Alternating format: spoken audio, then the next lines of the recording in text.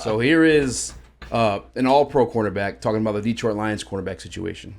I can't wait to watch the Lions and Terry and Arnold, and mainly because Carlton Davis Jr. He has an NFL vet on the other side of him, and that's going to be a top tandem. I'm calling it right now another one.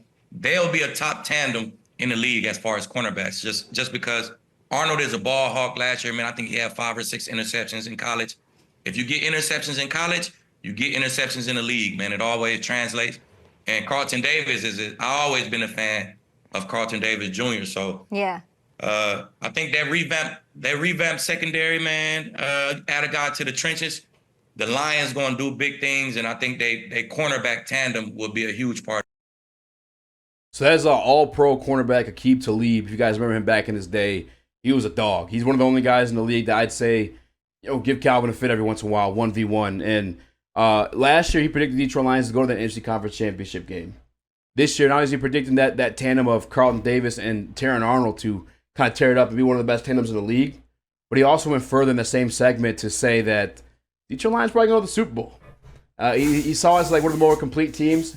He believes in the Detroit Lions cornerback tandem. And it's interesting. I love things like this because, of one, it's just, I say it all the time when I'm up there, too, confirmation bias. Like, it's one thing for me as a fan of the Detroit Lions to say, hey, Terran Arnold, I really like him. He's going to do good things this year. But it's another thing to hear from a guy that's been at the highest level of the game, right? Because I'm pretty sure Aqib Talib won one with the Patriots, if I'm not mistaken. Also was an all-pro at the position. And he's not even a Detroit native or former Detroit Lions player. He is just a complete unbiased media member speaking his opinion on the piece that we add to this team and Terran Arnold. He's calling it one of the best in the league, man. And it gives me hype, bro. And also, real quick, shout out to Kay Adams, the one that got away from my boy Nick here. Shout out to Kay. But yeah, what's your guys' reaction to Aqib Talib? Kind of, I guess he's a Lions fan, it sounds like. Yeah, I mean, he went out of his way to shout out, the secondary and Terran Arnold and Carlton Davis. Hell yeah! And, on the St. Brown podcast, shout out, that's kind of what Amon-Ra said too, is like, that's the first thing he brought up was the secondary. So everybody knows that was the weakness from last year, and Brad Holmes cooked once again, revamped that room. And now I you kind of look at this team and you're like, where's the weakness? With the secondary is going to be great. And you could say maybe the weakness could be whoever's playing opposite of Hutch. But that's awesome to hear from an all-pro, one of the best corners ever in Aqib Talib. Nick. Shout out to Talib. I actually my uncle used to live in Tampa Bay, and I actually saw his house. They lived in the same neighborhood, so that was pretty sick. Damn, Nick, what'd your uncle do? I have no idea, honestly, but he lives in Austin, Texas, and he's got a pretty nice house. Shout out Uncle Jim.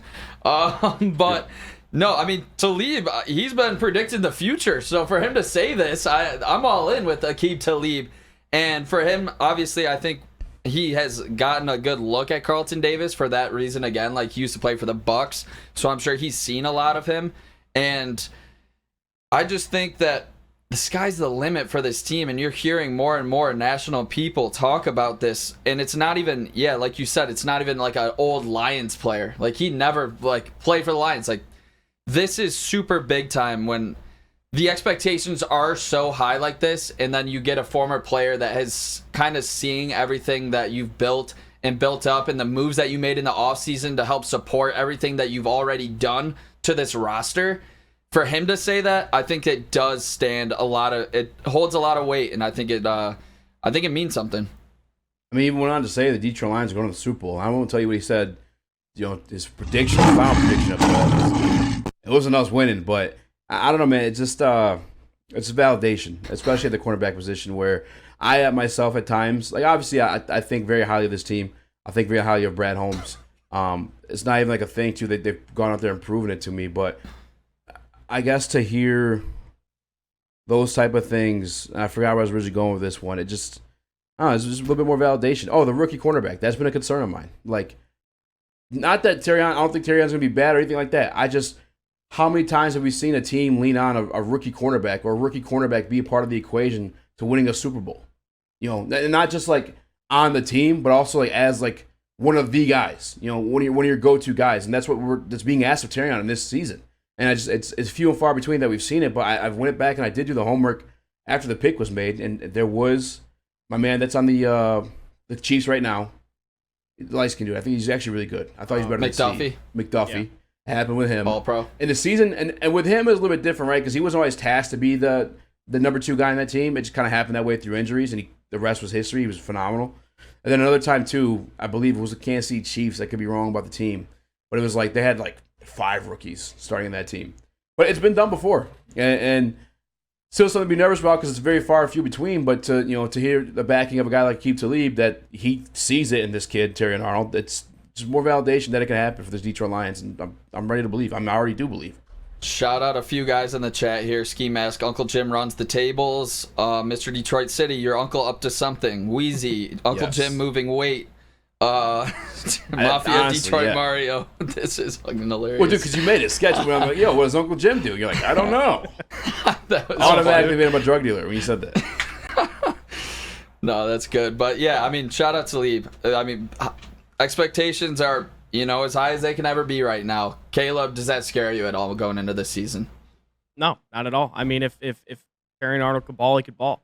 Yeah. No matter if he's a rookie, you know what I mean? But I understand the concern easy, but if this guy comes out and plays like Sauce Gardner played in his rookie year, I mean, that's... Damn. I know they're kind of a little bit different. Cornerback Sauce is a little bit bigger and a little more physical. But, if he can come out and play like that, I mean, we are 100% the Super Bowl favorites. And that's not saying that's what I think that my expectations are for him, because they're obviously, what Sauce did is unbelievable. But yeah, if Arnold can ball, he can ball. And like you said, the Chiefs did it with a lot of rookies on their defense. I think it was Bolton, Karlaftis. I don't know if it was McDuffie that year too, but yeah, it was. Yeah, I'm excited to see what he's got. And real quick too, because I saw Mr. Detroit City mention something about Kristen Harper, who's now Kristen Goff, by the way. Shout out. I want to shout Jared Goff in his tire camp, because I met Papa Goff today. I met him before once before in the back. Yeah, I got to shake his hand. Honestly, kind of just froze up. I was shook with all the shit I've been talking. Yeah, no, I'm just kidding. I wanted to ask him like dad stuff, but like it was a crowd of people, and I don't know if everybody else knew who that was, so I didn't want like people to hawk him, because they moved quarterback from the private VIP villa side of the field to sit with like the fans. Really? Yeah, Kristen Harper, like during practice too. So not even like they snuck in there and they're already there before everybody else. No, they moved from their spot to where we were. I'm partially, I believe it was a better view. I was kind of explaining that to Caleb. I know people who were there understands too, like where the players' families are wasn't as close to the field as the fans, which obviously makes sense. The fans are what we do it for, right? But Kristen Harper, Jerry Goff, which is Jared Goff's dad, and I believe somebody said that the other guy was Jared Goff's trainer. But yeah, they came and sat with the civilians, and they were super cool. They didn't even make it a thing. Where usually I feel like people would hawk over Kristen Harper and all that other good stuff, but now they're chilling with everybody else. Yeah, that's big time. I mean, if you think like, wasn't she like, what was it? Sports Illustrated cover model of like the year, or like rookie of the year a couple years ago or something. So shout out Harper, and congratulations to them for just getting married. And I think the reason that she can do that is because all the Jared Goff chants, how much Jared Goff means to the city. He's the man, and like I think that's why, because there's a mutual respect to Goff and to, obviously his now wife. Yeah. Because he does mean so much to the city, where maybe like you wouldn't like, get people hounding her, or like the family trying to like, kind of overstep him. Yeah. Because he's the quarterback of this team, and he's, led us to where we never really have been, especially in my lifetime, with the 2 playoff wins, 17-point lead in the NFC Championship game, and, a real shot to win the Super Bowl this season. Yeah, I mean, lead strong, but he's part of the equation for sure. I'm messing with you. I mean, you think of like perfect lives. I mean, Jared Goff is up there. I mean, just got married. The city where he gets to play quarterback for, which is one of a dream job. Everybody loves him here. Yep. I mean, shout out Jared Goff, the absolute man.